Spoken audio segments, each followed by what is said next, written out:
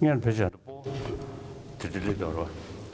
think first you should recite in Sanskrit. So first we will have the recitation of the Perfection of Wisdom Sutra, Heart Sutra, in Sanskrit, and then there will be the recitation of the Heart Sutra in Latvian today.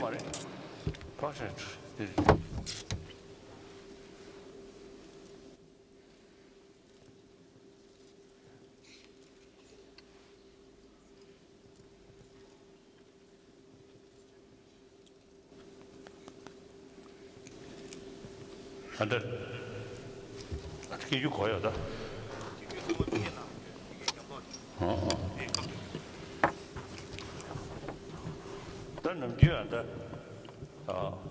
His Holiness was inquiring about where the translators are, and we are. And so, usually when we have this kind of Dharma discourse, I ask to recite the Mangala Sutra in Pali. But today, since we don't have that, since in the Sanskrit tradition, the main teaching of the Buddha are the Perfection of Wisdom Sutras, we will have the recitation of the Heart Sutra in Sanskrit first. My friend Tenzin Priyadarshini has come here, and so I ask him to recite it. Yes.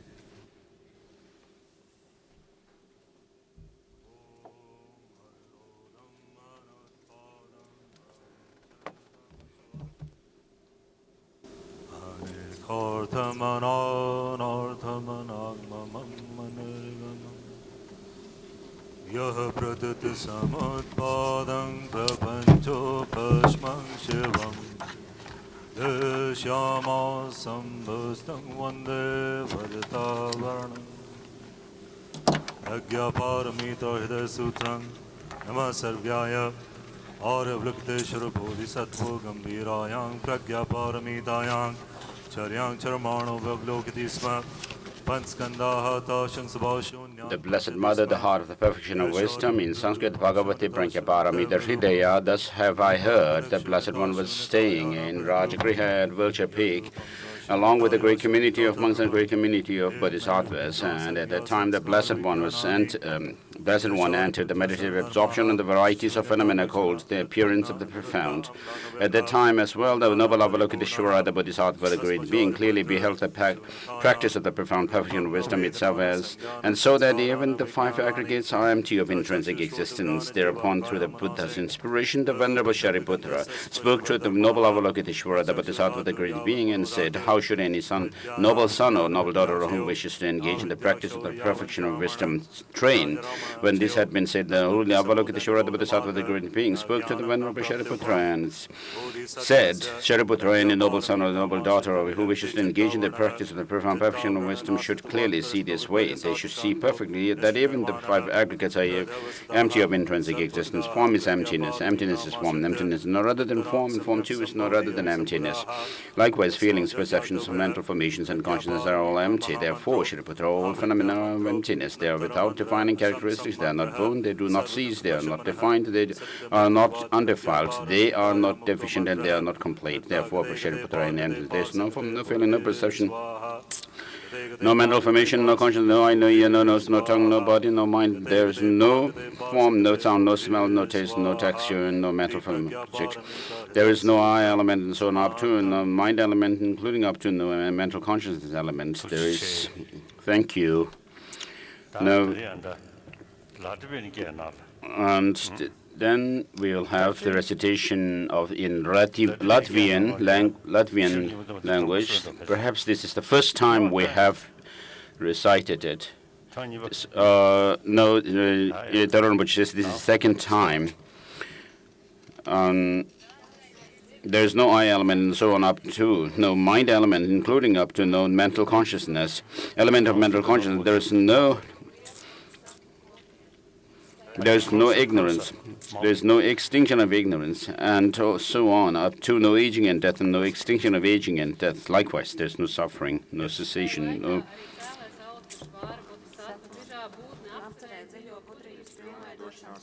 no suffering, no origination, no cessation or path. There is no wisdom, no attainment, and even no non-attainment. Therefore, Shariputra, since the Bodhisattvas have no attainments, then they rely on this perfection of wisdom and abide in it, having no obscuration in their minds.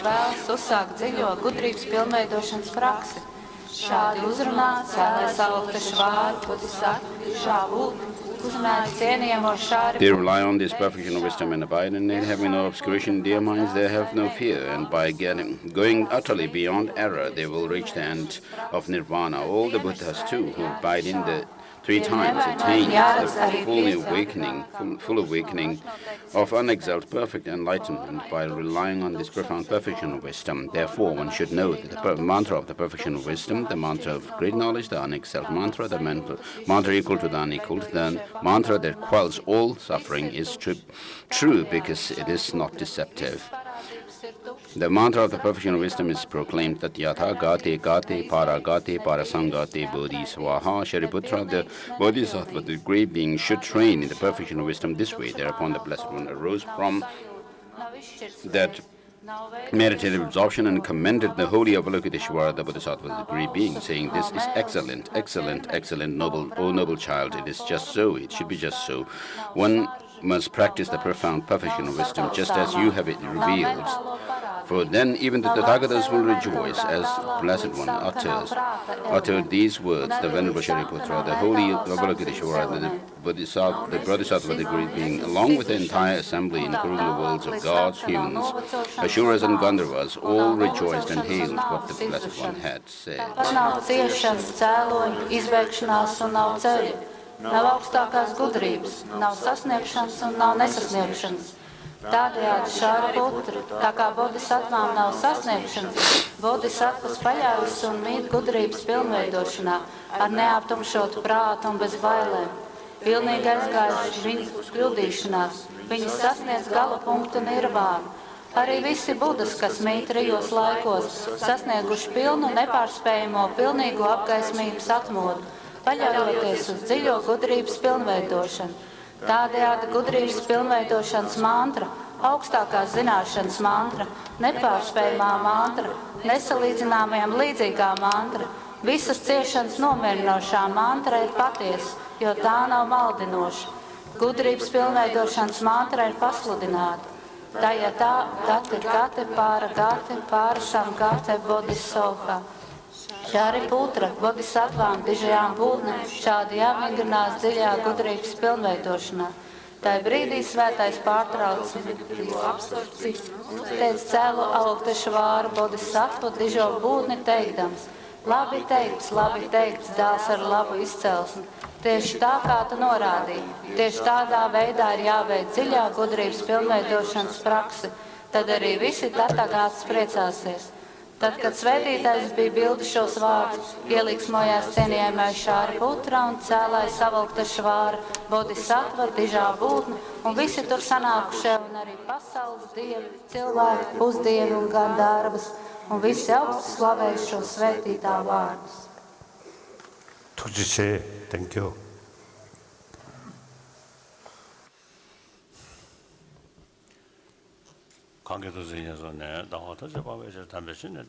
I pay homage to the Gautama who, moved by his compassion toward the sacred Dharma, sublime Dharma, to rid us of all distorted views.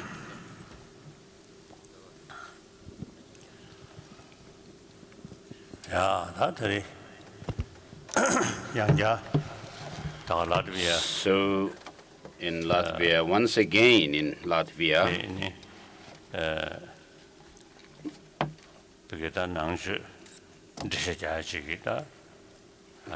in order to explain Buddhism, we have this opportunity for the explanation of the teaching of the Buddha. And so I would like to thank all the organizers.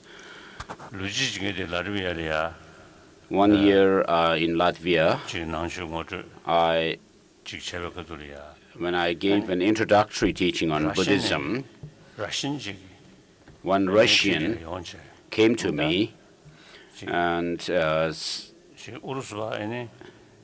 told me that because of economic constraint, many Russians face difficulty to come to India for your teachings, for my teachings, and therefore to come here to Latvia and receive teachings would be very good for these poor Russians. And so I also felt quite sad when I heard it. And that's true. It's true that there are people who are really interested, but they have economic constraint. And therefore, I said, I will see to it. I cannot decide it myself alone, but and so I discussed with my friends. And they said that my friends told me that they actually support me if I hold this teaching, teaching in Latvia, and therefore we have once again this opportunity for the Dharma discourse, and a huge number of people have come here. And first of all, welcome to you, my greetings to everyone.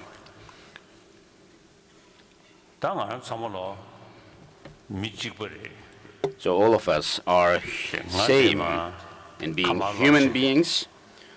Me, regarding myself, who face you and talk to you. I'm also a human being like you. All the 7 billion human beings are same. There's no difference amongst us. We were born the same way from our mother's womb, all the 7 billion people. And at the end, we all will die. And in that sense also, we are all same and not different. And therefore, all 7 billion people, we are mentally, emotionally, and physically same.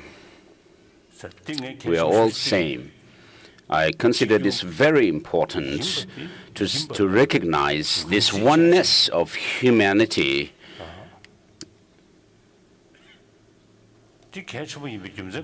So why is it important? All 7 billion people are same in not wanting suffering but wanting happiness, yet making divisions among us, saying them and they and us, and then trying to bully others and deceive others, and even going to the length of killing each other. Today, we are gathered here, we are peaceful, but at the same time, on this earth, in some places, people are killing each other. All of them are also same like us, human beings. And so while we are same at that basic level as human beings, without recognizing that,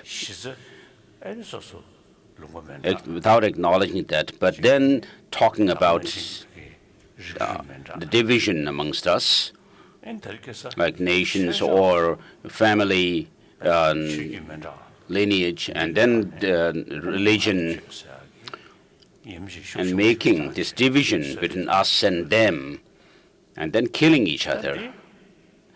And this has become like a normal kind of a way of living. This is totally wrong. So even if you think on the level, on an individual level, if the entire humanity is in peace and friendship, love and compassion, I mean, one individual will automatically benefit. While the whole humanity is full of all kinds of negative emotions and then overcome with this discrimination between us and them, then the individuals also suffer. We will not, as individuals, not benefit. And therefore, from amongst these 7 billion people, I'm one of them. And so, if the whole humanity is peaceful, happy, and calm, and we all have this responsibility to create such a world. And therefore, wherever I travel, I meet with different people.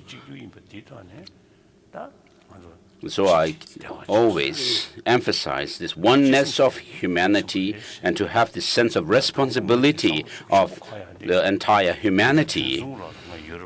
So this actually, I came up with this idea in 1973 when I first visited Europe. And so where there was great material development and progress, but I found that people were not happy, not peaceful. There's all kinds of fear and anxiety. So I observed that, and therefore I admire the European Union, the spirit of European Union. So Europe is a continent where there had been fightings amongst the different nations, but taking into account the reality of the time, then people thought, considered the interest of the whole of Europe more important. And then these days there are people who talk about being a citizen of the world, the global citizen, and then also they talk about one world. And so these are things that give us hope. And therefore, as one of the 7 billion people on this earth, I sincerely talk about promoting this oneness of humanity, the sense of oneness of humanity. So if we have that sense of oneness of humanity, then naturally we'll have respect for each other, love and compassion for each other, and even if we are not able to help one another, we will not at least harm one another. And so this is very important. And then, similarly, on the basis of the different religious faiths, there is division caused. This is what we see. For example, in Syria today, people in that area, in that region, are all followers, same follower, praying to Allah and following Quran. But then people actually divide between Shia and Sunni. Therefore, there's this division, and I feel it very important to promote religious harmony. As a practitioner of Buddhism, as a follower of the Buddha, and I've lived in India for many years, and India is a country which has the greatest population, and it's a democratic country. Of course, there are problems, but for thousands of years, over 2,000 years, there have been these religions which have actually taken birth in India itself, such as Sankhya school, Jainism, and also Vedanta, and also Buddhism, and so these homegrown religions are there in India. And then on top of that, Zoroastrianism came to India. It is said that in Persia itself, there are very few who follow this tradition, Zoroastrianism. And so, in India, the majority of the Parsis live in Mumbai. So there are maybe less than 100,000, but they live peacefully, following their own religion, such as worshipping, doing some worship of ritual of fire. And then there is the Judaism, Christianity, and Islam as well that emigrated from the Middle East to India. So all these religions, immigrant religions, also live in India in harmony. And therefore, all the major religious traditions of the world exist in India, and they live together harmoniously. So, of course, as human society, there will be problems amongst humans. But India, practically, all these religions live together, coexist for thousands of years.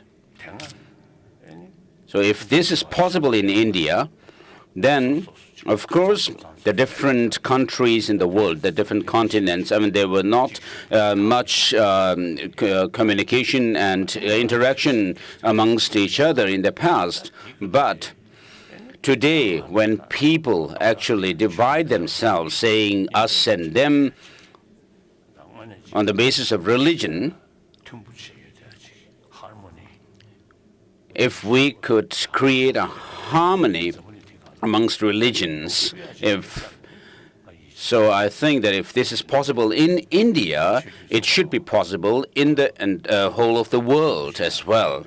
And therefore, I work for the promotion of religious harmony. So these different religious traditions regarding them, I usually, with regards to the major religious traditions, I actually describe them in three different aspects. The first one is the religious aspect. So regarding this, all religions teach love, compassion, tolerance, and forgiveness, and self-discipline, as well as not only practicing tolerance, but practice forgiveness. And so these are religious aspects of the major religious traditions. And then the second dimension is the philosophical concept, where there is big difference between the religions. So, for example, in the case of Indian homegrown religions like Sankhya school and so forth, there are two camps within them. There are those of the theistic religions and non-theistic. And within the non-theistic ones, there are those who assert a theory of Atman and those who deny that. And so all religious traditions, most of the religious traditions of the world are theistic religions, which believe in a creator God. So, for example, in Indian religious tradition, theistic religions, they believe in Ishvara as the creator of the world. So this, those who follow the theistic religions are quite numerous. And then all the religions of the world, except Buddhism, assert a self or an Atma or soul, which is separate from the five psychophysical aggregates, whereas Buddhism rejects that. But all these philosophical differences, different philosophical concepts, have their own benefit. So the religions, these different religions have spread in different geographical regions at different times, and therefore the disciples who follow them, due to the climatic differences and the people's way of living, I mean, they have different habits. And then there are different cultures that have spread in different regions of the world, different countries of the world, and accordingly, because of this cultural difference, the people's thinking also are different. Definitely, there are different in there. And therefore, in accordance with these different mental dispositions, their interest and proclivity and character and so forth, we have these different religious traditions that have spread in the different parts of the world. For example, in the case of the teaching of the Buddha himself, of course, Buddha taught the selflessness, which is his own position with regard to how things are. But sometimes he also has taught some of his disciples as if there is some kind of a element of a self or a soul. When he said that the 5 psychophysical aggregates are the loads, and so which are the things that are appropriated, and then those who carry the one who carries these loads is the person. And so in this way, when he seems to be indicating there is a self which is separate or from the psychophysical aggregates. Although the actual teaching of the Buddha himself about selflessness, but for some of his disciples, he has taught in this way, as if there is a separate self other than these psychophysical aggregates. And then in other sutras, for example, the Sutra Unraveling the Thought, the Buddha has said that there is no external objects, but the mind, the subject of mind exists. And then in other sutras, he said there are external objects do exist, internal experiencer also exist, and so there are different ways the Buddha taught. The same teacher. So although all these different philosophical schools follow the same teacher, the Buddha, I mean, within the Buddhism, we can see these different philosophical ideas and concepts. For example, Master Nagarjuna, Aryadeva, and so forth follow the Madhyamaka school of thought, whereas Master Asanga and Vasubandhu and so forth, they followed the Chittamatra school. So, all of these masters were following the same teacher, the Buddha, but amongst these disciples of the same teacher, we have these different philosophical schools. And therefore, taking this as an example, from amongst the 7 billion people, there are over 1 billion people who have no religious faith as such, but the remaining do have the religious faith. But therefore we need different philosophical thoughts and ideas, concepts. But these different philosophical ideas have the same purpose, which is to promote and spread love and compassion. And so from the religious point of view, all the religions have the same goal of promoting love and compassion. They teach have the same message.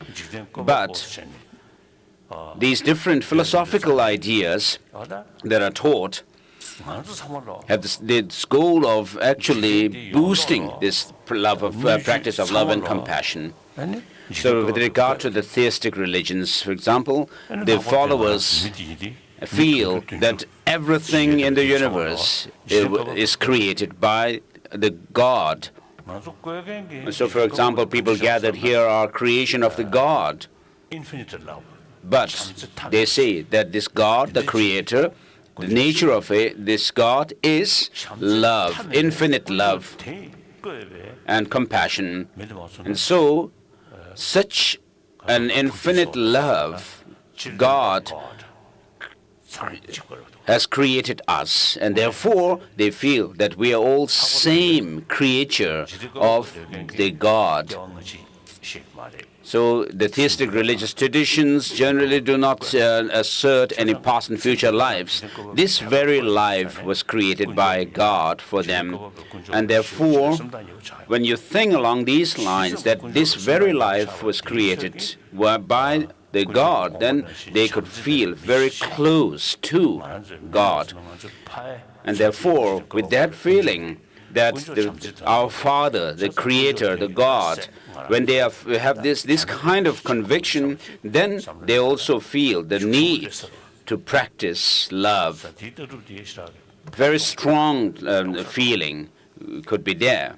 And so this, because of this, theistic religious traditions are also good. So regarding those of the non-theistic religions, Jainism and Buddhism today are the ones who do not believe in a creator God. And then there is also belief in past and future lives. Although in other non-Buddhist traditions of India, they do have this belief that everything was in the beginning created by God, but then due to their karmas, beings go from one life to the other. And therefore, when you talk about karma, the responsibility of one's pain and pleasure is actually put on one's own shoulder. If you want pleasant experience, happiness, you need to create the causes that are positive karma in order to experience or reap this kind of the fruit of happiness. Whereas if you don't want suffering, you should avoid creating the negative karmas, which results in these painful experiences. And therefore, these religions also talk about creating happiness and avoiding suffering. And there is also the talk about, the emphasis on love and compassion. And so all religious traditions, we can conclude, have the same purpose of creating a peaceful, loving world. And so in accordance with although they have the same message of love and compassion, they have the different philosophical ideas and concepts. And therefore we must respect all these religions, and which help benefit many of their followers. And therefore we should make this distinction between faith, keeping faith in one's own religion, while respecting the people following the other religious traditions. And so I always make this a point of promoting religious harmony. And then the third aspect of all these major religions is a cultural aspect. So because of certain habits or lifestyles of the different communities, this also has some influence on the religious traditions. In the past, people were following more or less a feudal system. So since the different religions actually evolved within such cultural background of feudal system, this must also have some influence. And so there are certain aspects, cultural aspects, which could be modified. For example, in Jainism, there's strong emphasis on avoiding killing and practice of non-violence, and therefore taking to vegetarianism. And so Mahavira, the founder of Jainism, when he appeared in the world in India, at that time, it is said that there was huge animal sacrifice in India that had spread as part of religious practice. And this was said to have negative impact on the economy of the people, the farmers. And therefore, Mahavir emphasized the practice of vegetarianism and non-violence. Within such cultural background, and then the Buddha, the fourth amongst 1,000 Buddhas to appear in this world, also emphasized not harming others and practicing non-violence. And regarding Islam, there is the Sharia law. When Muhammad appeared in the Middle East region, in Saudi Arabia and so forth, the people were living maybe more or less as nomads. No fixed place they live, but they kind of travel from one place to the other. And whereas if people were living together in as one community in one place and with law, it would be different. So because this was not there, the Quran actually mentions the Sharia law. So this was in accordance with, these laws were put in practice in accordance with the people's habits or lifestyle in that time. And so there may be some aspects which could be changed and modified. And then in India, there is the caste system, which in which they say that the four different castes in India actually came or evolved from the four faces of Brahma. And today, the lower castes have face very. They have special problems within the communities. And so, although this caste system was said to have actually come from the religious belief, but the times have changed. We are now in a world where we follow democracy, and everyone is equal in the eyes of the law. And the Buddha himself has said that in my tradition, my religion, the caste system is not important, but the practice of the Dharma is more important. And one of the followers or disciples of the Buddha was Upali, and who was from a lower caste at that time. But because of his knowledge and experience of the spirituality, even he was considered as someone worthy of veneration from people from maybe higher castes who came to the Buddha.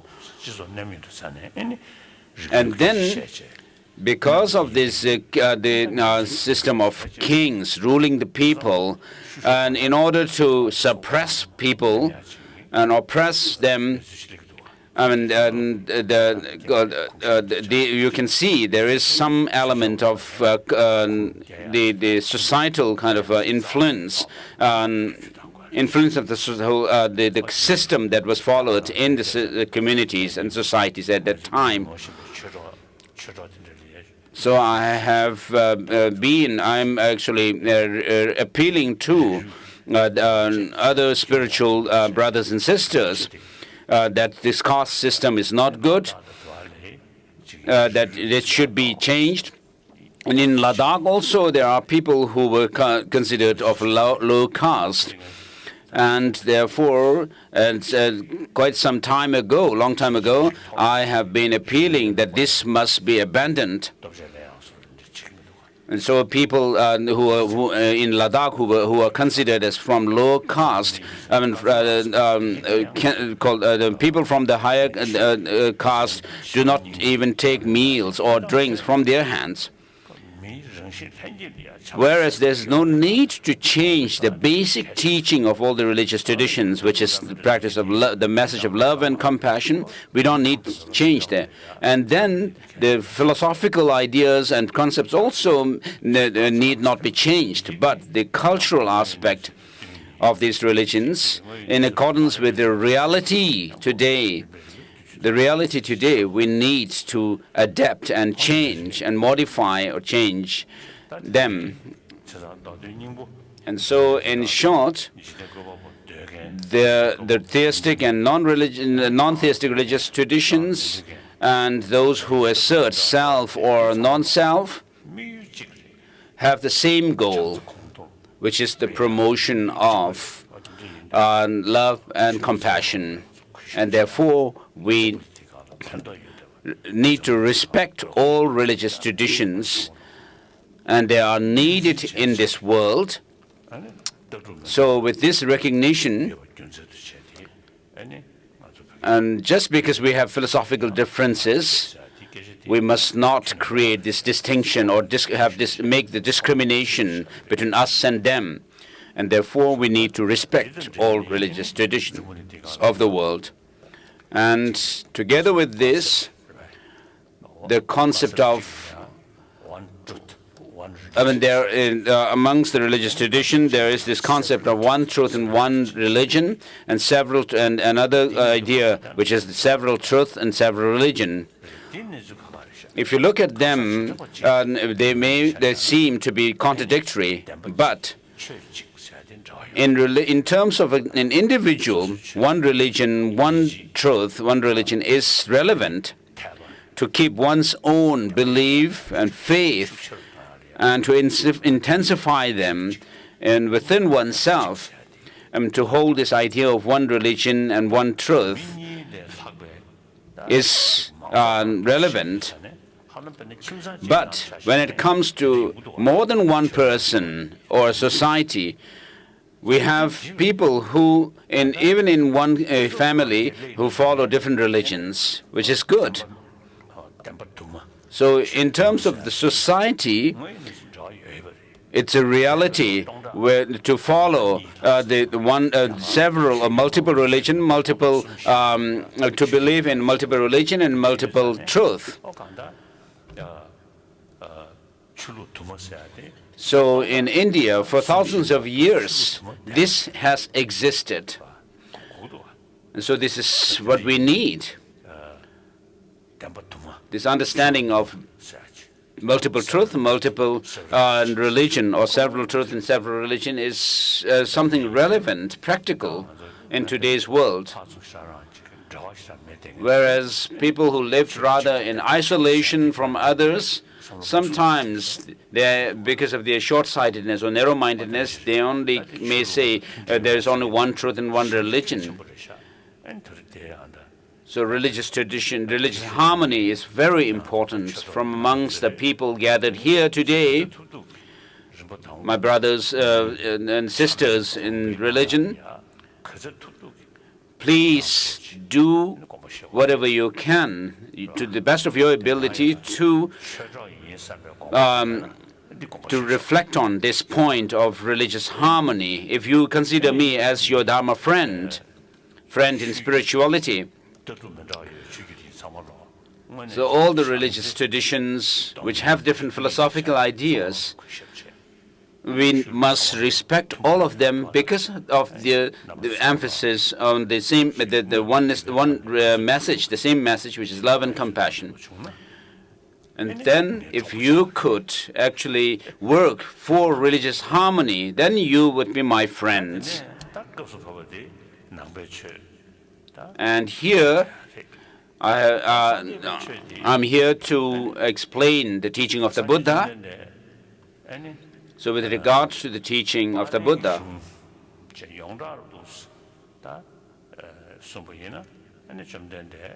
according to the Pali tradition of Buddhism, the Buddha, until he sat under the Bodhi tree and then became enlightened under the Bodhi tree, he was considered as, in the beginning when he started sitting under the Bodhi tree, he was considered the four Buddha bodies. And so when you could explain on the basis of such an idea, and we can actually go through evidence or the logical proof that the Buddha Buddhahood is possible. Otherwise, just becoming a Buddha in one lifetime, just like that, may be difficult to prove.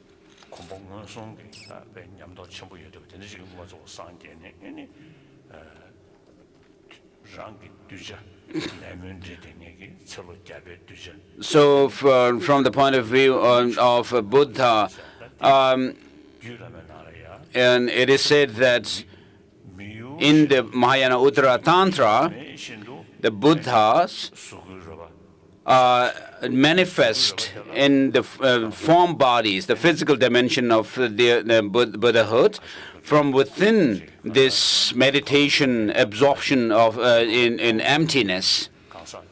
And so, someone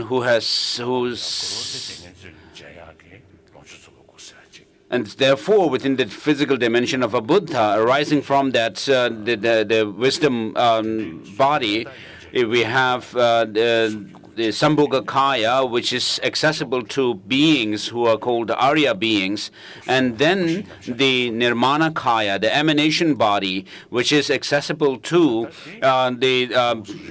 even as ordinary beings, beings who have pure karma.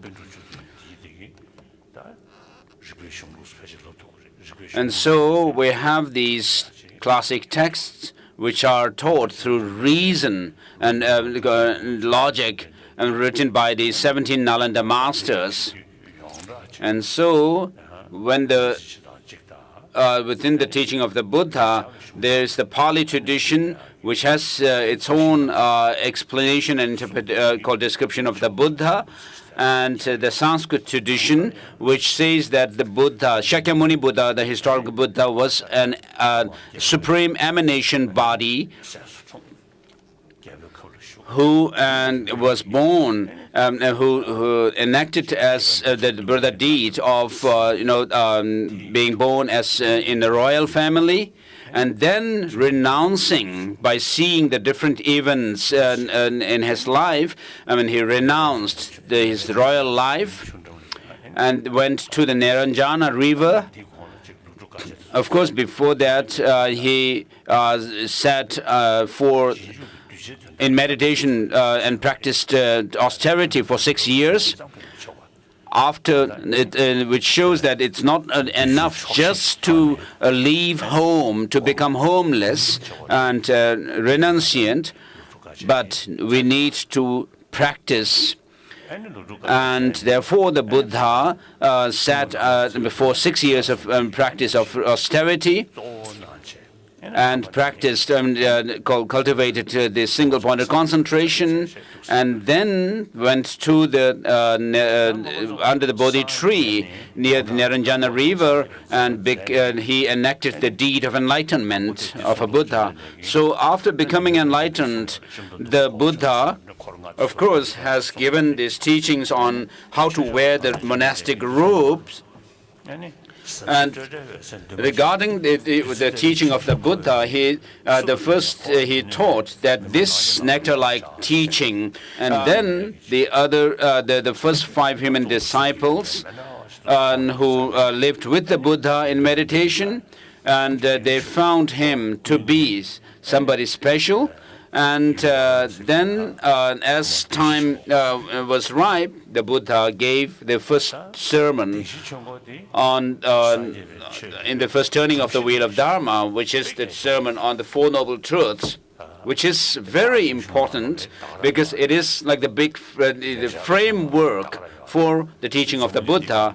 The teachings within the Pali tradition and Sanskrit tradition could be explained on the basis of the Four Noble Truths. Wherever Buddhism has spread, both the Pali and the Sanskrit traditions, we can explain the teaching of the Buddha on the basis of these Four Noble Truths.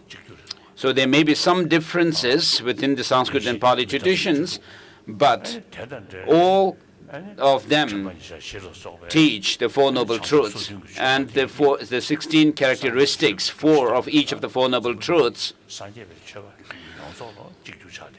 And so, with regard to these, all the followers of Buddhism have the same teaching, and the Four Noble Truths is taught on the basis of understanding the law of causality. Whereas the Buddha, when he said he found this profound, peaceful and non-fabricated, which means that non-fabrication here means that things have come through dependence. And within dependence, there is the dependence of causality. And therefore, with regard to the Four Noble Truths, in connection with the Four Noble Truths, we can correlate this law of causality with pertaining to the samsaric existence and law of causality pertaining to liberation. So first two noble truths pertain to the law of causality. Could be explained on the basis of law of causality that pertain to the samsaric existence. And the last two noble truths, noble truth of cessation and path, can be come within the understanding of this law of causality pertaining to liberation. And therefore, in other words, this teaching on the Four Noble Truths is based on the understanding of law of causality. And then we have each of these four noble truths have the four characteristics, which are. And so this becomes, which make up 16 for characteristics of the Four Noble Truths. The four characteristics of suffering are that those of impermanence, suffering, empty, and then selflessness. And so, since the first the teaching on the Four Noble Truths was given rather in a public, then therefore they have actually been recorded in history, the conventional history.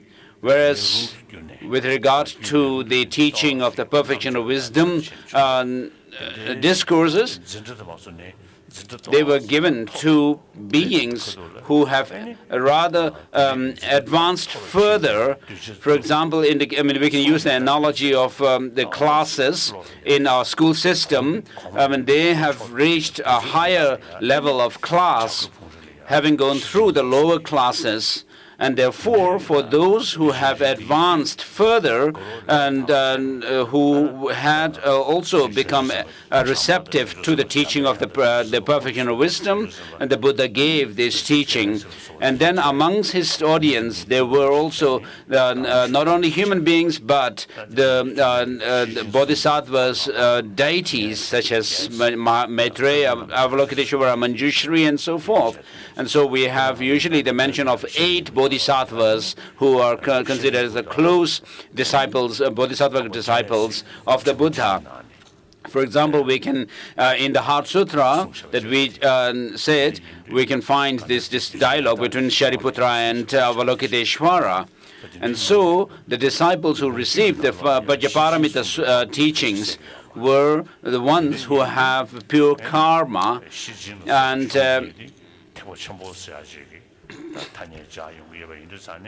in the Perfection of Wisdom Sutras, of course, this was not taught in public, and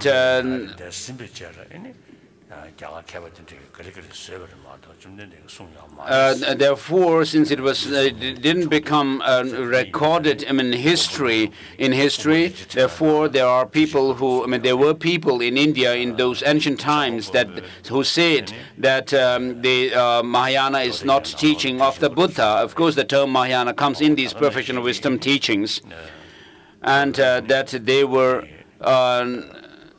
created or by later masters. But we find in Master Nagarjuna's text, as well as Bhaviveka and Shantideva, who have argued for Mahayana being the teaching of the Buddha, the words of the Buddha.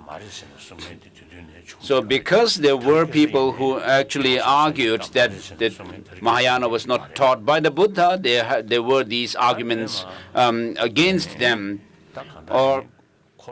And even today, we have such people who say Mahayana is not teaching of the Buddha. And so, with regard to the second turning of the wheel of Dharma, the teaching on the perfection of wisdom discourses, these explain in detail what is the true cessation. And then within the objective domain of the path, the spiritual path, and there are different degrees of subtlety within that. I mean, this is also explained in the Perfection of Wisdom teachings. And therefore, because the Perfection of Wisdom teachings, the subtlest philosophical view, the deepest and subtlest philosophical view, I mean, therefore, we have the other views which are coarser to that.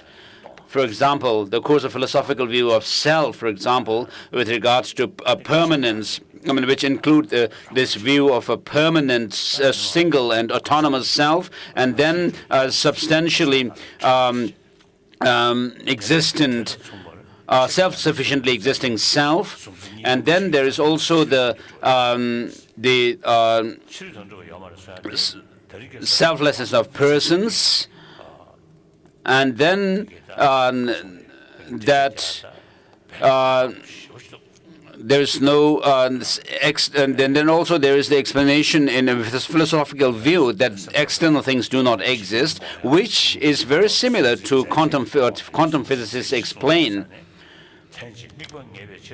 In the Chittamatra school of philosophy within Buddhism, which says that because an object like a blue color and its perception, consciousness perceiving the blue, because they are seen simultaneously arising, therefore there's no, they are not substantially different, which says that the perception of a blue color comes because of our imprints for a blue color from the past, and therefore the blue color, blue is a reflection of the perception itself. And so this is very similar to what the quantum physicists say these days, that there is nothing objectively existing, as well as in order to say that, they say that as long as there is an observer, there is an observed object. Whereas scientists, even the quantum physicists and so forth, have not focused on the mind, the internal experience as such. In the past, there were no explanation of how the mind works in detail, but today, even scientists see the importance or significance of the experience within the mind, and therefore people see that when we experience when you have emotional experiences, and or some experience within, when they see that these experiences impact our brain as well, and so they say that there's something other than the brain which actually affects or impacts it. So with regard to the explanation, the physicists say is when they say that there is no external objectively existing thing, do they mean that there's nothing really out there existing as external objects, or what? We could still do further research on it. And with regard to the Buddhist idea of emptiness, I mean, there's Buddhist and philosophy. One Indian nuclear physicist, Raja Ramana, whom I have met, told me that the basic concept, the concept of what we talk in quantum physics, actually already existed more than 2,000 years ago in India. And so at that time when he told me this, I wasn't aware of quantum physics. And then later, when I took interest in learning about quantum physics, I mean, they really explained the explanation they give is very similar to the mind-only school of philosophy, which say that there is no external objects. I mean, no external objects exist. So this is taught in the sutras, such as the Sandini Mochana Sutra. And then, with regard to emptiness or selflessness, there is also different interpretations from other schools.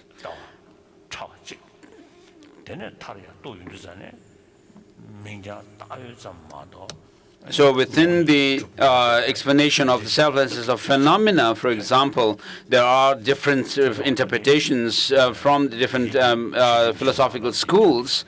And there is this philosophical school who say that who talk about non-duality of subject or object, and saying, and then philosophical school which says that nothing objectively exists, nothing has any self-defining characteristic, and so forth. And so, as I explained earlier, with regards to the different ideas such as impermanence and so forth, and with regards to impermanence and then selflessness and so forth, the Four Noble Truths and so forth, in the Perfection of Wisdom Sutras, the Buddha goes through the different objects on which he establishes that of emptiness. For example, in this Heart Sutra, we find mentioned that the things do not have any inherent existence or intrinsic nature.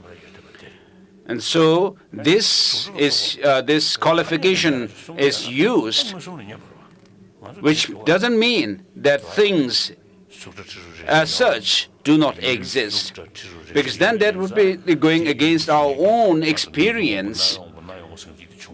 Because of the form, the physical things like sight and smell, taste, and so forth, we can talk about having this the cognition of these visual objects, sound, and so forth. And so, when the Perfection of Wisdom teachings say, this does not exist, this does not exist, no, like that, I mean, what this teach is that things have no intrinsic or independent existence. And so when you explain emptiness or teach emptiness, there are the objects on which you establish emptiness. And so there are those of the objects such as form and so forth, and then the path system, and then the resultant state. And so on the basis of these different objects, we define or explain emptiness. And so the Perfection of Wisdom teachings have an explicit teaching, explicit content, which is emptiness, which is taught by or further explained by Master Nagarjuna and his followers. And then we have the implicit content of the Perfection of Wisdom teachings, which are the hidden in the Perfection of Wisdom teachings, and which were explicated by masters like Asanga and his followers. And in the Maitreya's Abhisamaya Alamkara, for example, we find mention of the 70 different topics,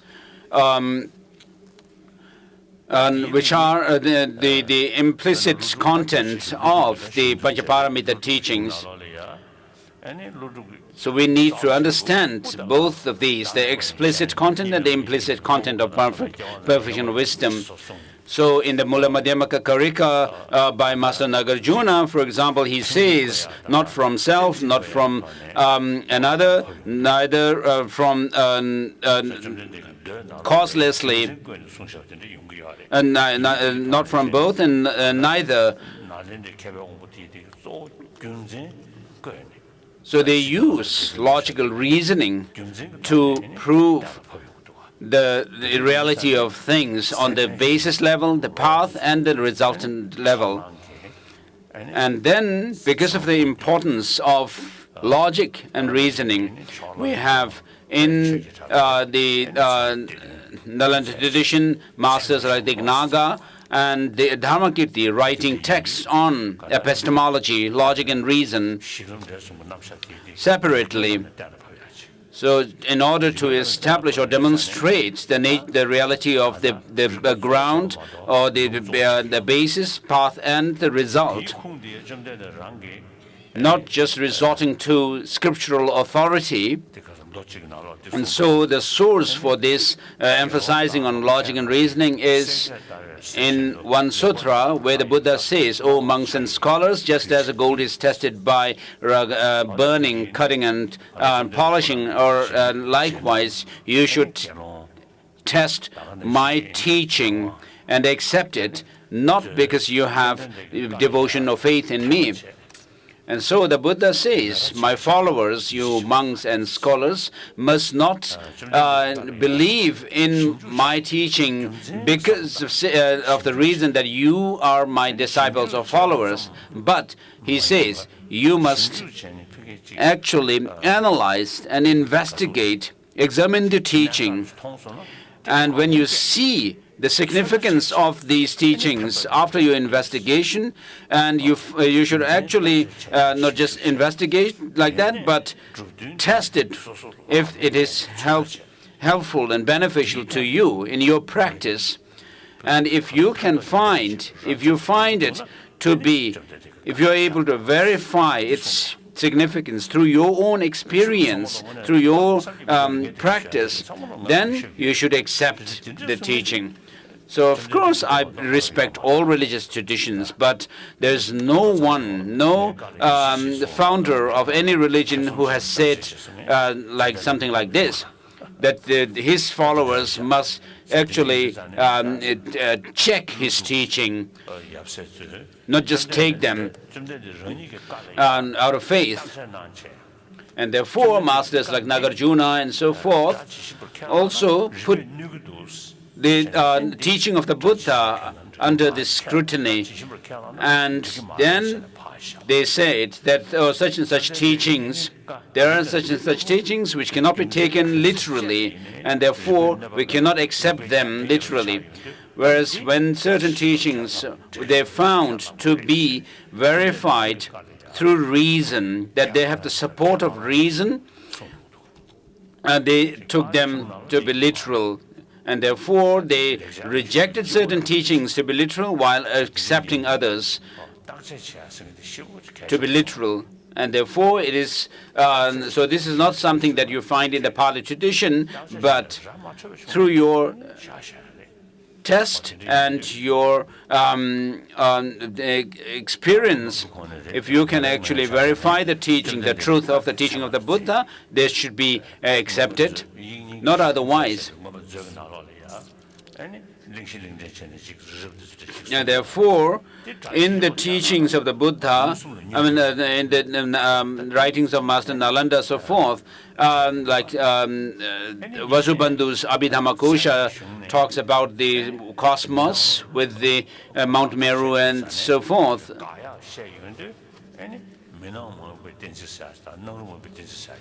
When we study logic, there are those of the types of logic which are called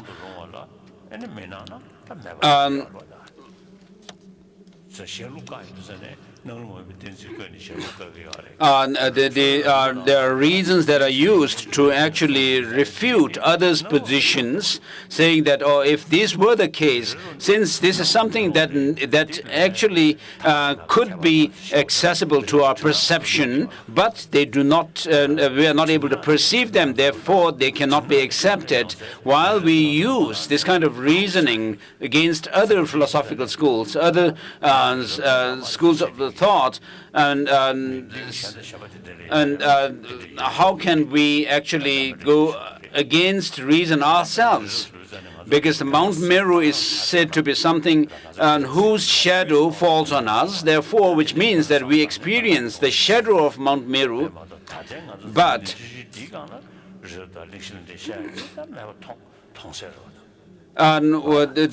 saying that the Mount Meru cannot be seen, this is something contradictory.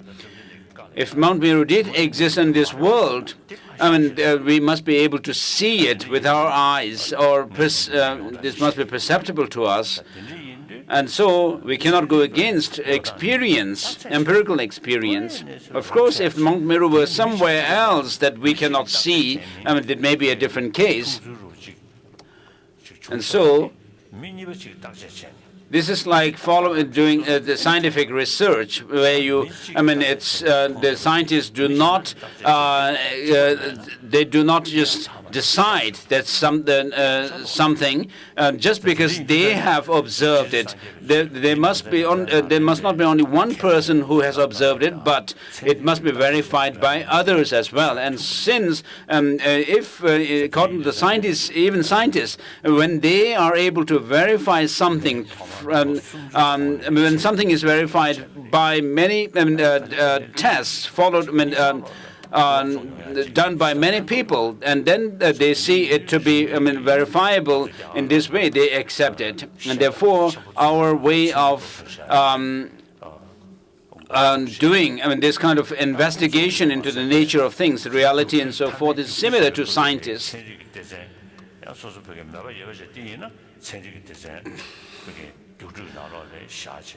So in the recent times, we have in our Tibetan communities monks and nuns studying science, and now science has become part of the monastic curriculum, and they have to actually sit for the monks and nuns as part of their geshe exam, and have to sit for a test on science as well. And so we follow a very similar pattern of Buddhism in the Sanskrit tradition and the Nalanda tradition and science. And so the monastic centers in India have their own science lab where they do tests and so forth. So in the beginning, some elder monks were quite reluctant and hesitant to have this study of science for the monks and nuns. But as time went by, of course, with regard to the philosophical concepts that already are in Buddhism,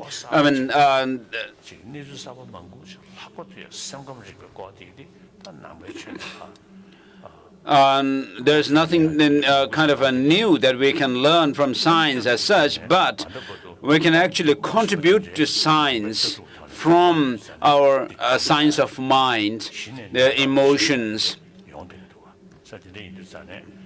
And therefore, there are more and more people taking interest in learning from the Buddhist tradition about mind and emotions,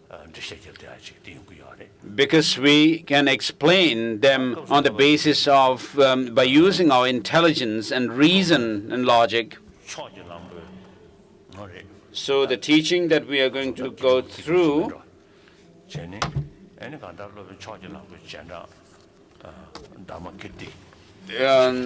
comes from Master Dharmakirti, who must have been a disciple of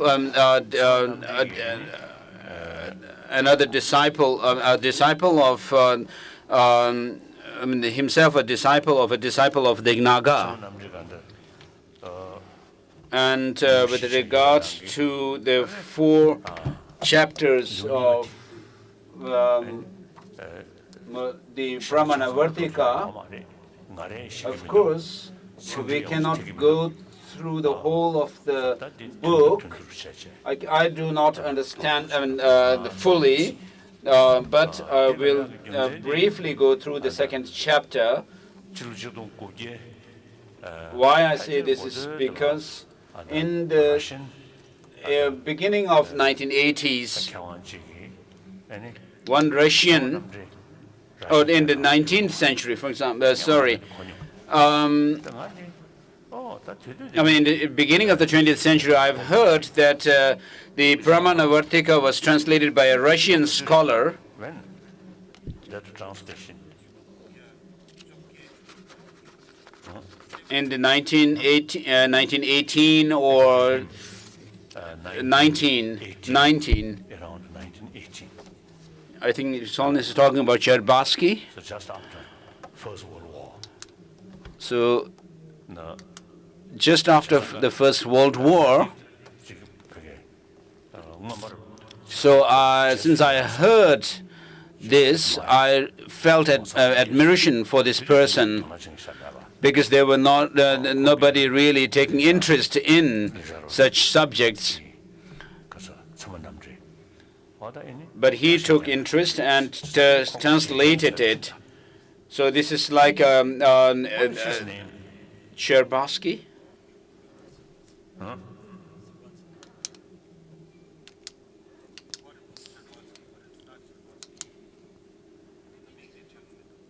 What is his name? Anyone, I think. Kasa. Was it Obermiller? No. Okay. Difficult to pronounce. For me, impossible to pronounce that. So in any way, I really admire that So scholar, it's all in the. Chapati. His Holiness hears the word as if it's tea leaves or chapati, Indian bread. So then last year or before that, we discussed what text should be. So then I mentioned, I will try. So last year, His Holiness had a discussion about what text he should teach with the organizers. The second chapter of And I decided to teach the second chapter of Pramanavarttika Karika, the commentary on valid cognition. And so, in any case, that Russian scholar had translated it into Russian, so I felt admiration and I really applaud him. So this is like in remembrance of that scholar that I thought of giving teaching on this text. Of course, we cannot go through the whole text, and we will not be able to finish it either.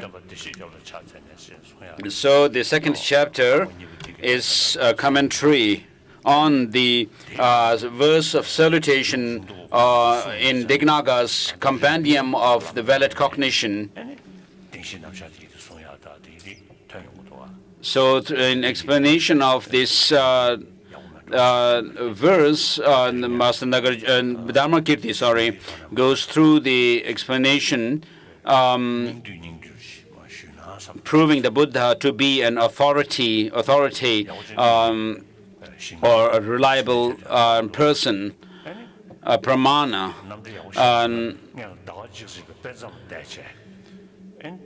Of course, in order to give a very good teaching on this text, I need to be very familiar with it, but I need also to sit for a retreat, in a retreat for a month, reading through this text and commentaries and so forth, and then give teaching, but I do not have that leisure.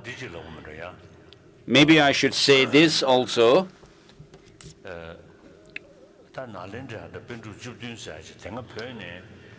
So with regard to the 17 Nalanda Panditas, the scholars, scholar adepts,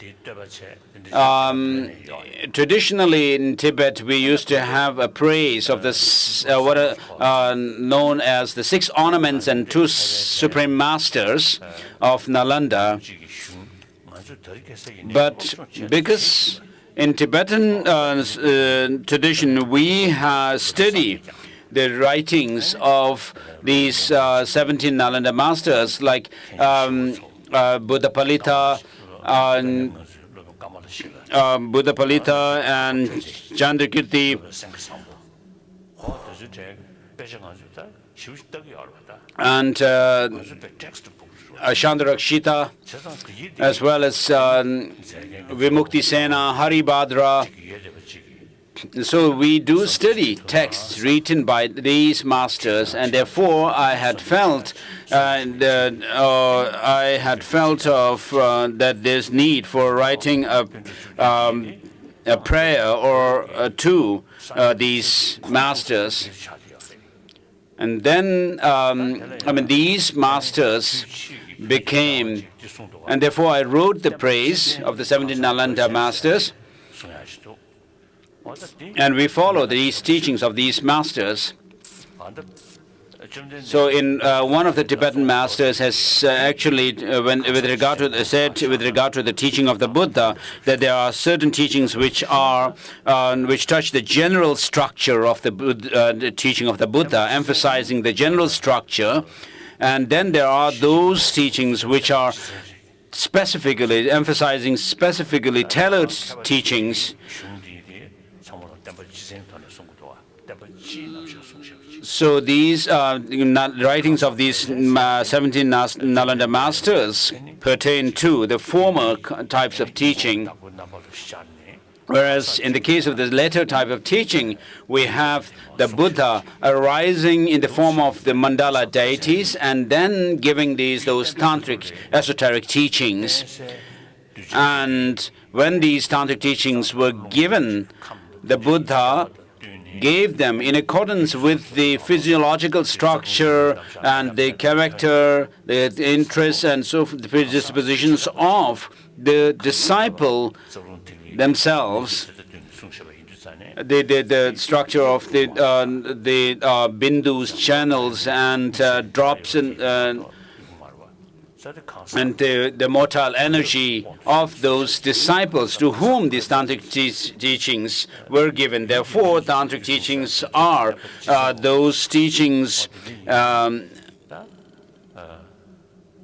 specifically tailored for individuals. And then the other writings on teachings on Tantra are of the similar type.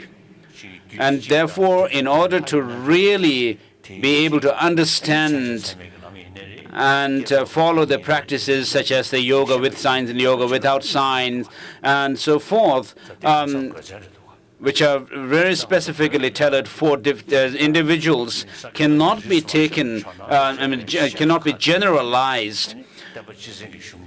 Whereas in order to really be able to be effective in the practice of tantric teachings, you have to understand the general structure. And therefore, in the Tibetan tradition, we have in this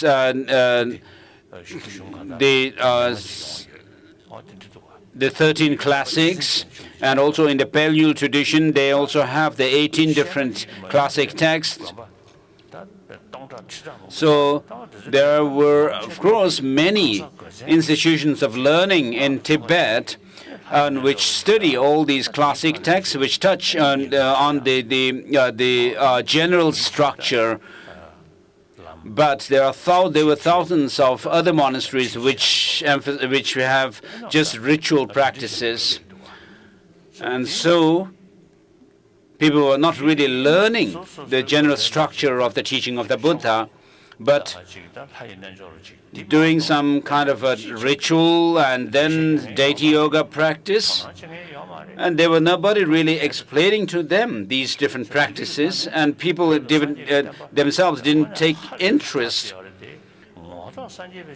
Although Buddhism spread the length and breadth of Tibet, there were very few who actually studied the teaching of the Buddha well, and therefore I felt that there's need to be changed. And therefore, after coming 10 years or so after coming into exile, I actually advised the monastic institutions like which have this practice of ritual, tantric ritual. I appealed to them or suggested to them to study the philosophy. And so many of these tantric monasteries did take up the study of philosophy. And not only that, I have also suggested nunneries to study philosophy. and therefore today we have nuns who have completed their Geshe degree, and at the end of this year, in December, when I'm going to give them the Geshe Ma degree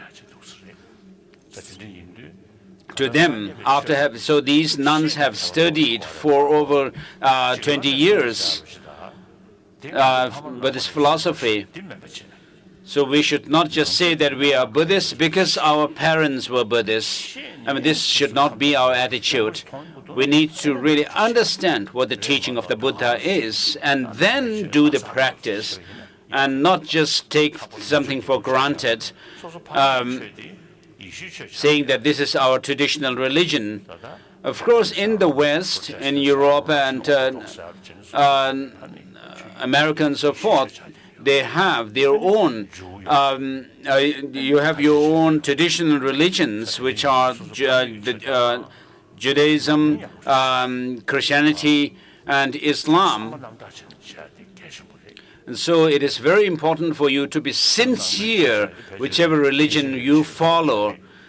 And your traditional religion being coming from the Judeo-Christian background, you need to be really sincere in practicing your religion.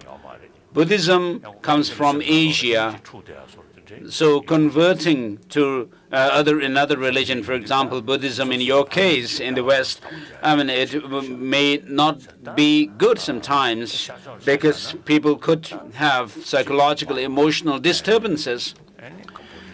Whereas in the East, we have Buddhism in Sri Lanka, Thailand, Lahore, Laos, and Cambodia, and so forth, which have the Theravada tradition. And then in Japan and China, Korea, Vietnam, and so forth, we have the Sanskrit tradition.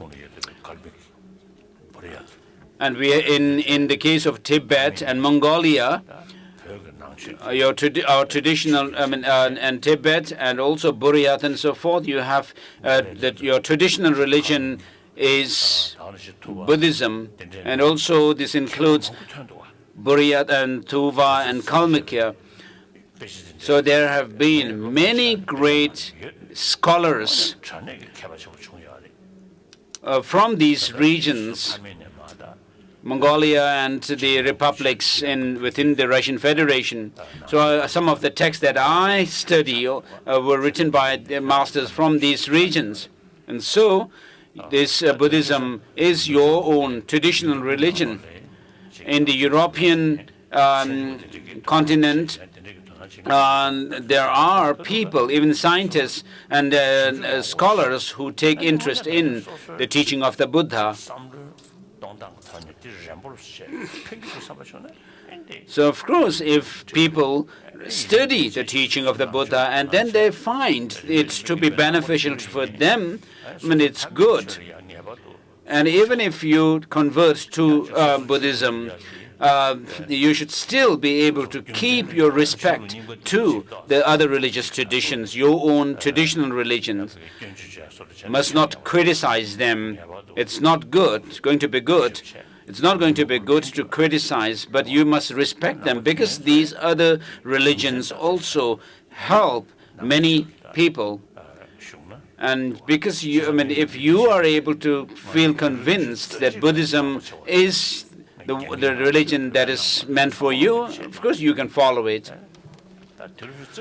So today I tell people who are traditionally Buddhists that they must become 21st century Buddhists, which means that they must study the teaching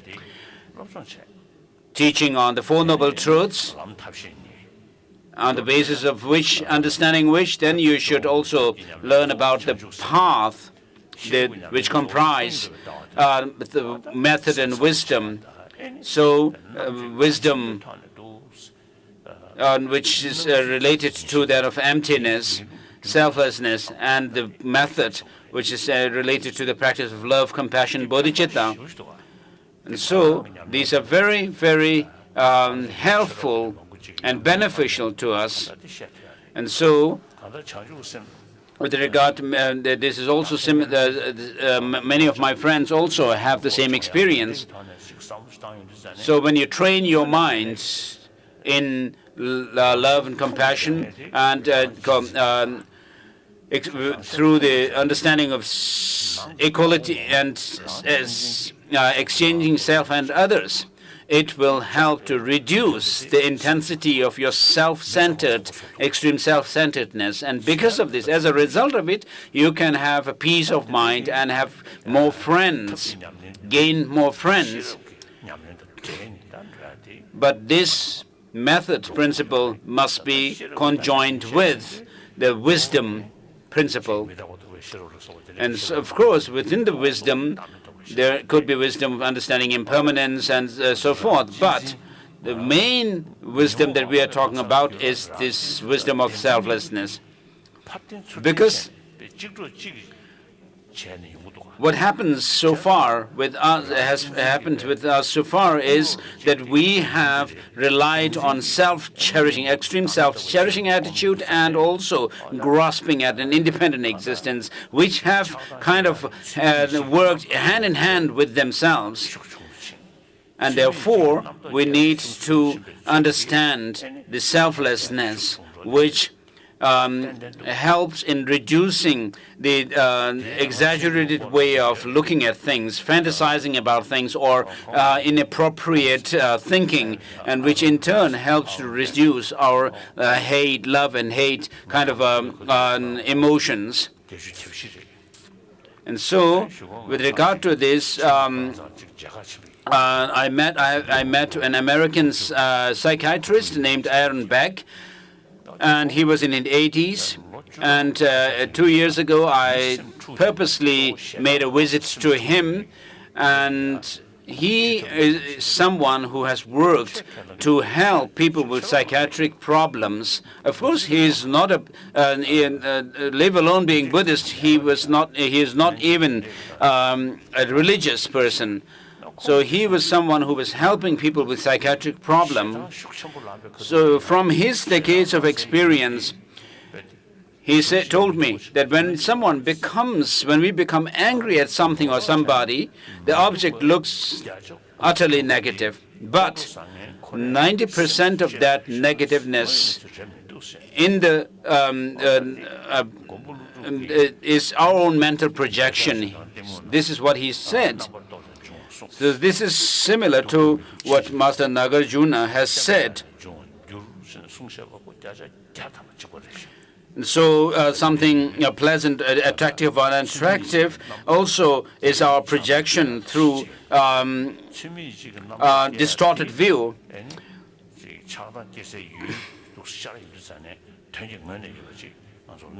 So when we become attached to something, or we become angry at something or somebody, what we actually hold on to is what appears to us. And therefore, when you understand that things do not exist, whether attractive or unattractive or repulsive, do not exist the way they appear to us. And so this is something very similar to what Nagarjuna has called. What Aaron Beck says is very similar to what Nagarjuna says.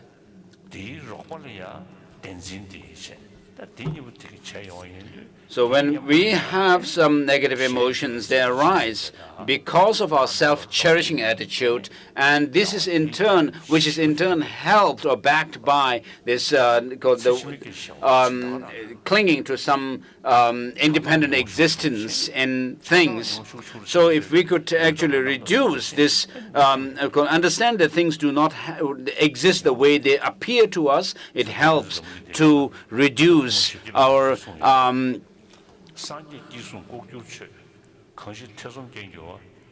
inappropriate mentation, which in turn helps to reduce our attachment and anger. So Master Aryadeva has said that someone who actually doubts about the teaching, the hidden teaching of the Buddha, must be introduced to the teaching of the Buddha by teaching on emptiness. So with regards to the introduction of the teaching of the Buddha, of course, we cannot do so on the basis of taking refuge or love and compassion or tolerance and contentment and self-discipline. These are common to other religious traditions. So selflessness teaching or selflessness, is it something that these great masters have written on them to show off their own originality of thinking, or just to for writing some thesis, or what?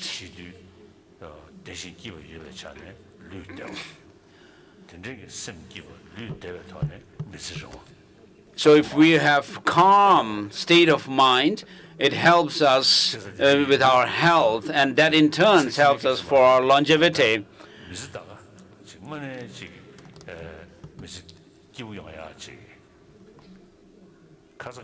So when we talk about future life, even in this life, I mean, we need to still live calmly.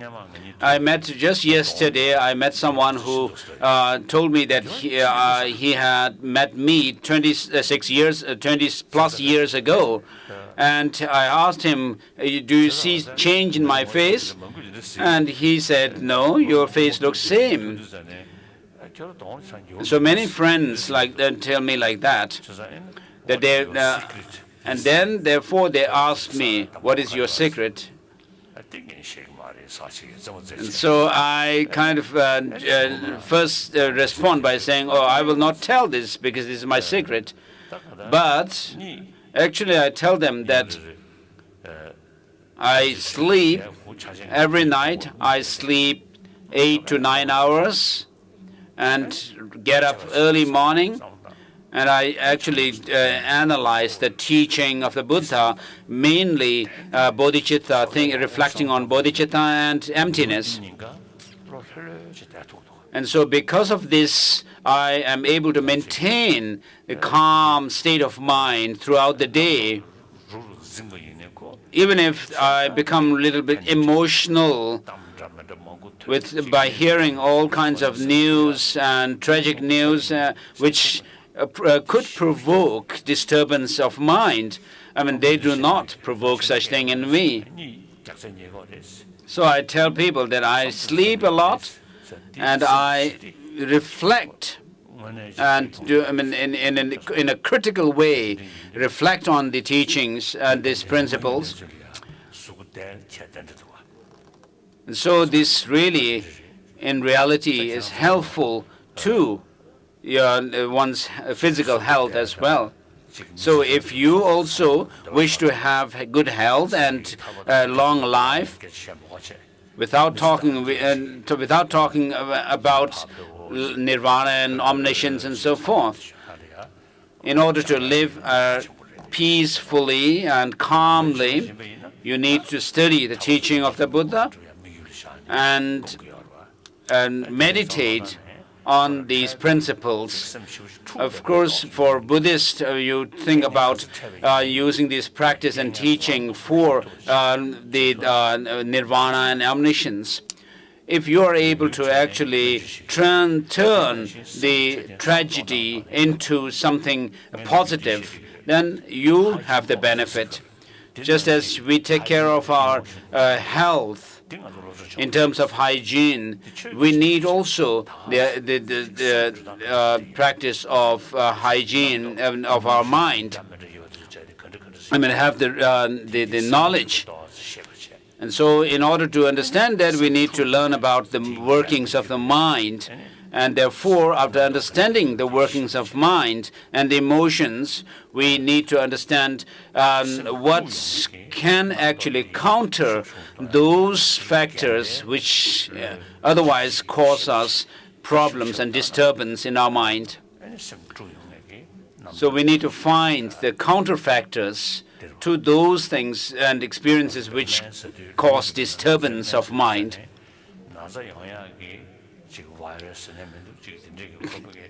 So when we have certain bacteria or viruses, and we need to take the medicine that can counter those.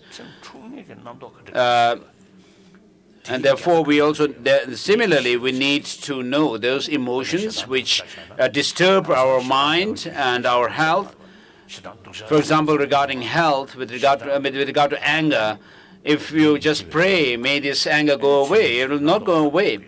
You need to understand how anger arises, that it arises from our projection of something which is not there, something negative in the person or thing that is not actually there, and then we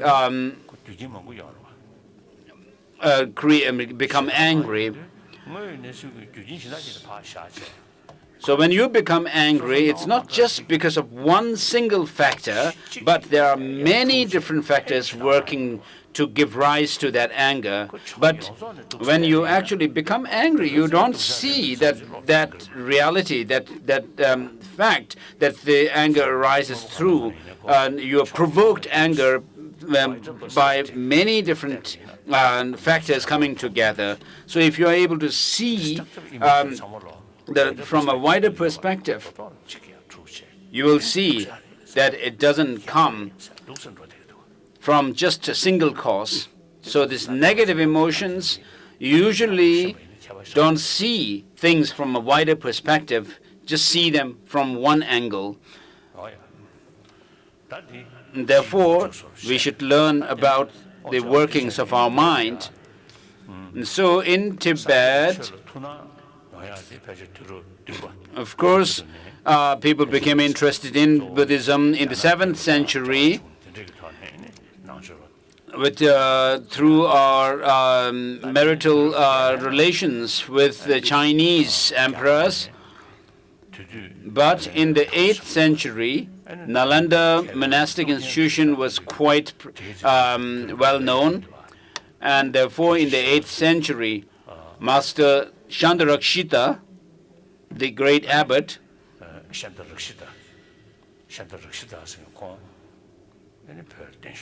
was invited to Tibet. And so, together with Master the great abbot Chandarakshita, there was Master Padmasambhava, and then the Tibetan emperor Tizongdetsen invited them, of course. And so,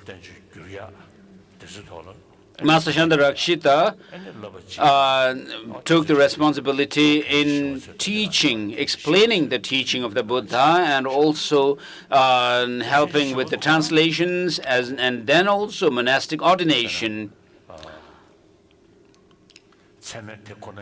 So with regard to him, Master Chandarakshita himself wrote the Tatuv Samgraha.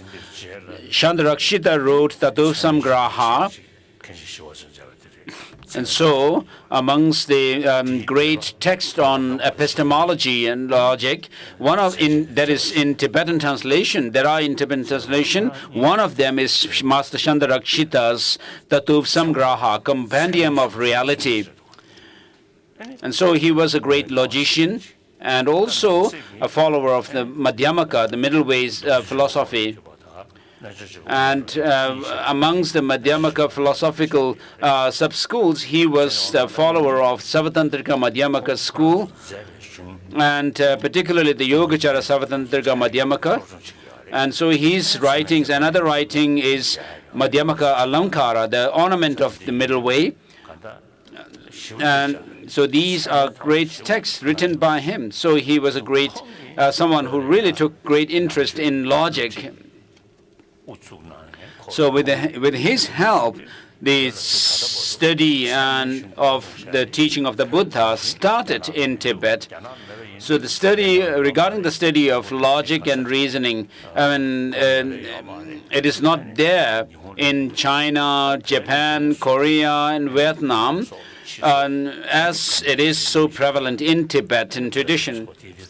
And through Tibet, of course, since the study of Buddhism spread also to Mongolia, and then the other places, like within the Russian Federation, Buryatia, Kalmykia, and Tuva, you also have the same tradition. Today, with regard to the study of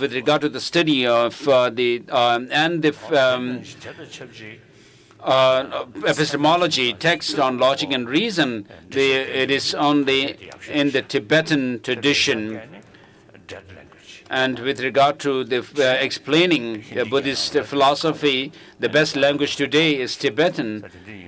Sanskrit maybe have become dead language, and other languages, European languages and English and so forth, may not be adequate. So Buddhism, Tibetan language is the best language, to explain Buddhism, Buddhist philosophy. And we have over 100 volumes of the translation of the Buddha's words of the Buddha, and then over 220 volumes of the exegetical texts, treatises written by Indian masters. And then the sub-commentaries to these texts, over 300 volumes that have come from India. And there are over 20,000 texts written by Tibetan masters.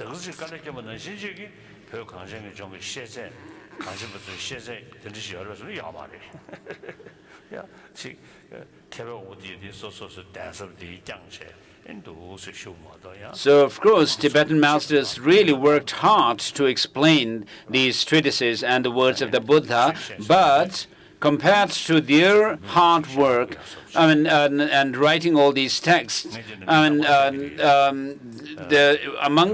the Tibetan community, there were not as many scholars who understood the teaching of the Buddha well. And the scholars themselves lived in their own monastic cocoon. And there is a story that happened in Tibet. One person came to meet an abbot of a monastery, and the abbot was not present in the monastery.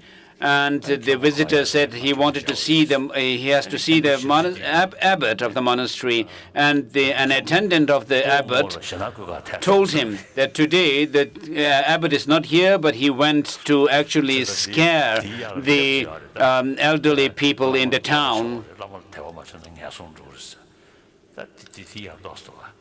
So the teachings that we have given to people traditionally emphasized on how to actually create fear in people, saying, oh, you have to keep faith in the Lama, and if you don't do so, you'll go to hell. This I find to be faulty.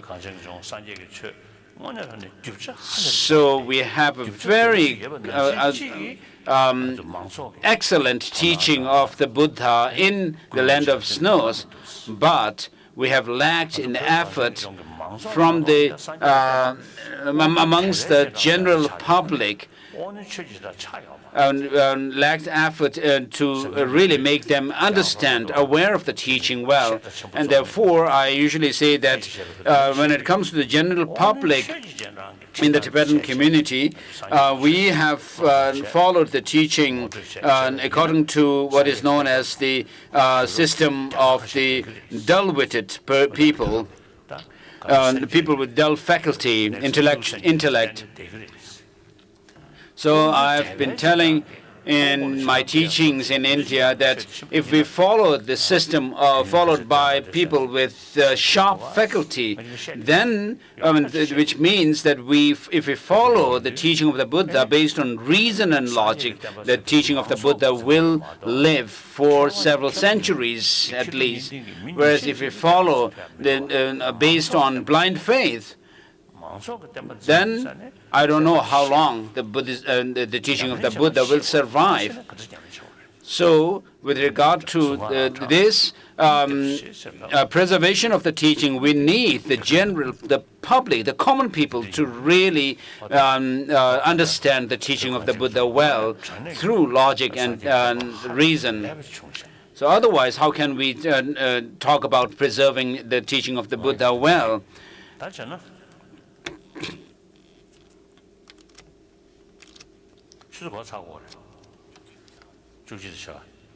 So this teaching 다잖아. 아다 참만 남지 배쳐지라고. 참만 대준스. So Master Dharmakirti wrote 7 texts, 3 which are considered like a body,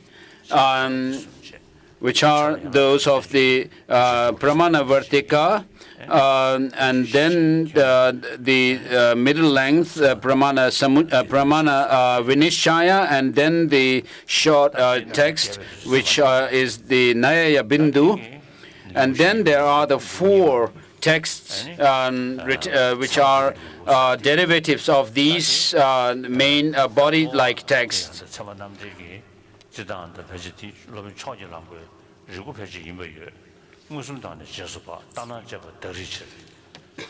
So in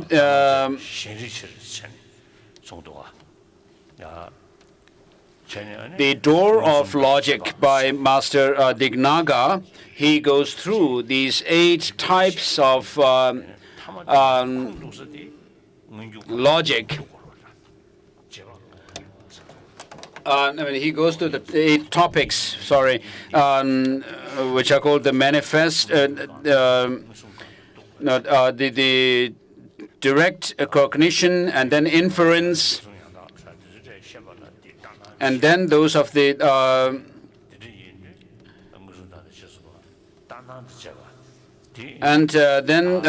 those which are pseudo direct cognition, and then also pseudo inference. And then he also mentions the syllogisms, some kind of making some statement, and also using reductio ad absurdum logic. First, when people have doubt about something, and then having used that, using formal logic, saying that things do not have. So when you use reductio ad absurdum, it dispels your doubt about the reality of the things that you want to understand, and then you use those of the formal syllogisms,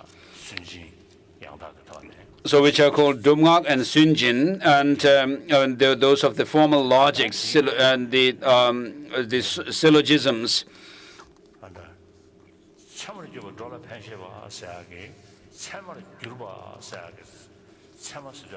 And he also touches the opposites of these 4.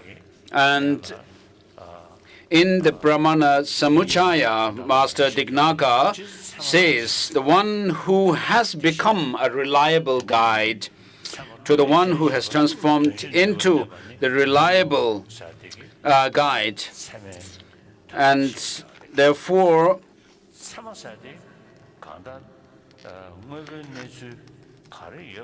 in the 2nd chapter of Dharmakirti, he says, valid cognition is awareness which is non-deceptive. What remains as functional is non-deceptive. And therefore, when it comes to talking about valid cognition, it is a type of cognition or awareness which actually goes together with the reality. So this valid cognition is non-mistaken in terms, in relation to the object, the apprehended object.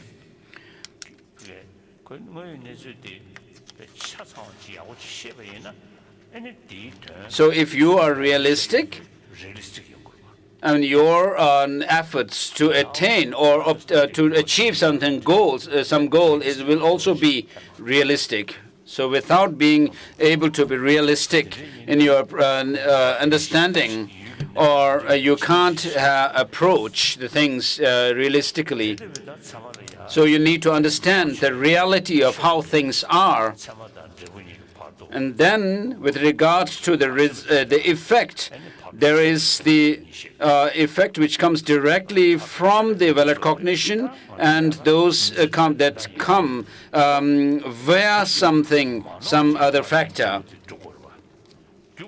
So if we wish to attain some fruit, we need to engage in the right courses. So you therefore need to understand what are the right courses, the courses that can give rise to certain effect or fruit, without really understanding the courses that can give rise to that effect that you actually aspire. I mean, merely doing something, whatever comes about, and doing that will not really give rise to the effect that you actually want. Therefore, in our life, if we could work on the courses well, then we could actually obtain the result well. And therefore, with regard to the result or the effects that you aspire, there could be direct effects, and also there could be indirect effects, which means that there are other factors that could be working in between the result and the causes. And therefore,